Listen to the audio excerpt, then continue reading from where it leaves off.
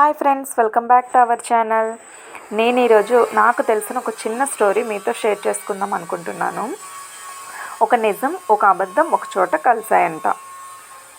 నిజాన్ని చూసిన అబద్ధం, మనిద్దరం కలిసి స్నానం చేద్దామా అని అడిగిందంట. కలిసి స్నానం చేయడం ఏంటి, కొత్తగా ఉందని నిజం ఒప్పుకోలేదంట. లేదు, ఒకసారి నీటిని చూడు, ఫ్రెష్గా ఉన్నాయి, పట్టుకొని చూడు, ఒకసారి స్నానం చేస్తే చాలా బాగుంటుంది అని చెప్పి ఒప్పించిందంట నిజాన్ని. సరేలే అని చెప్పి నిజం ఒప్పుకుంది. ఇద్దరూ కలిసి స్నానం చేయడానికి బాత్రూంలోకి వెళ్ళాయి. బాత్రూంలోకి వెళ్ళిన తర్వాత స్నానం చేస్తూ మొహానికి సబ్బు రాసుకుంటుంది నిజం.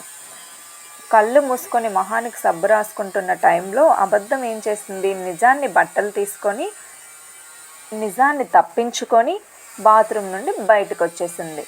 బయటకు వచ్చాక లాక్ చేసేసింది, నిజాన్ని లోపలే ఉంచేసి.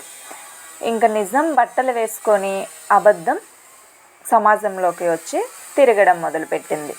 నిజాన్ని బట్టలేసుకున్న అబద్ధాన్ని చూసి సమాజం కూడా అబద్ధాన్ని నిజమని నమ్మాయి.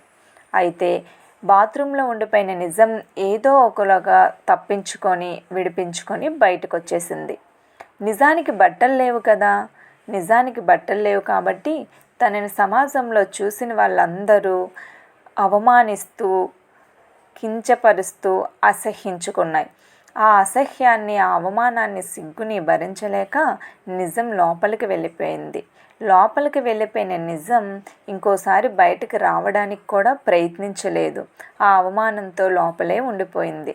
ఈ అబద్ధం మాత్రం నిజం, తనే నిజం అనుకుని నిజం బట్టలు వేసుకొని బయట తిరిగేసింది.